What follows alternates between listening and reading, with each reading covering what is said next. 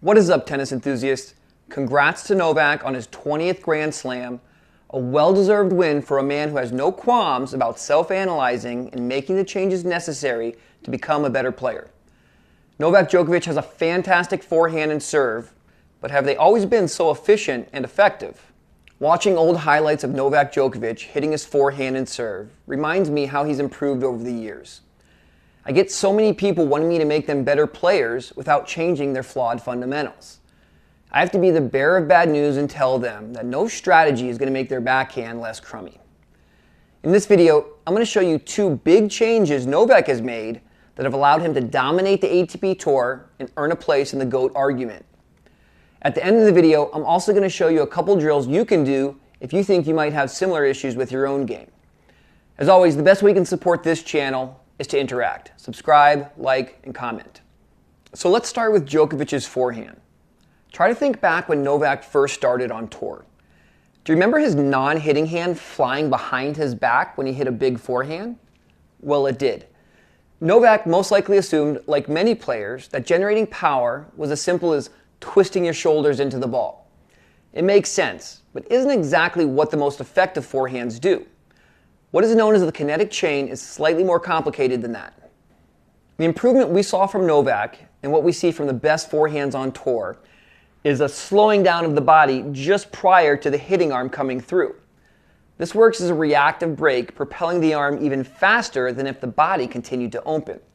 Kind of like snapping the end of a whip. A bonus of not being open so early is that the racket tracks out to the target longer. This creates a larger hitting zone. What has helped Novak do this, and why we don't see his hand fly behind his back anymore, is that he finishes hand to hand, or almost catching the racket at the follow-through. This also allows him to get back into his ready position faster. Now, just an FYI, most people aren't limited by how fast they're able to swing their racket. There's actually an important principle that you must understand before even worrying about racket head speed. It's something that I have to go over with about 85% of the students I first start working with.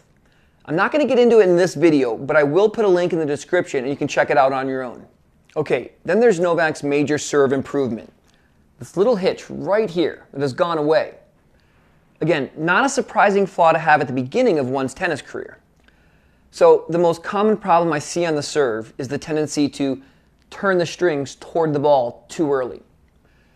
Pronating in regards to a throwing motion comes pretty naturally. But when you have a 27-inch stick extending from your hand, things can become a little more complicated. The brain will try to find all sorts of ways to turn those strings toward the ball early.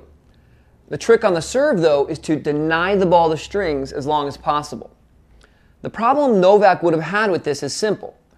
When the palm turns up early like this, it doesn't allow this elbow link to close properly.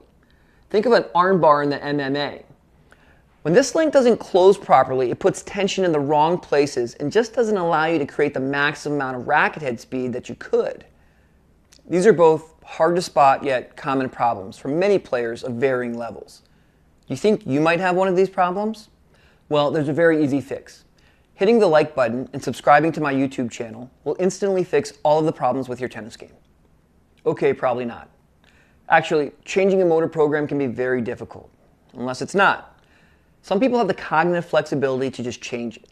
Others can put up a little bit more of a fight. The truth is, making a change can set you back in the short term, and that's not fun. You're never going to perform your best if you're thinking about technical intricacies. But this overthinking is just a stage of development. And you'll notice, once you get through it once, it's easier to do in the future. But you're just not going to make that omelet unless you're willing to break a couple eggs. Here's a couple drills to help you with opening up on your forehand, and to also help you deny the ball the strings longer on your serve. To get the feeling of stopping your body prior to the arm coming through, try holding a cup of water while hitting forehands. It's okay to spill a little. What you'll notice is that you don't really lose power when trying to do this.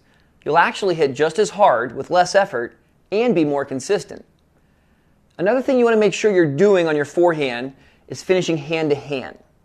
This will also help prevent that shoulder from opening up early. Give it a try and let me know what you think in the comments. Now, for the serve, I have a drill you can do right in your living room. Try putting a ball in the throat of your racket and doing some shadow swings without the ball dropping out of the throat. Now, not exactly representative of the serve, but it will definitely give you the sensation of denying the ball the strings for as long as possible. Well, I hope you found value in the video. And if you're ready to make powerful and meaningful changes in your game, feel free to contact me for a stroke analysis. I'll put my email in the description. As always, thank you for liking and subscribing, and I'll see you next time.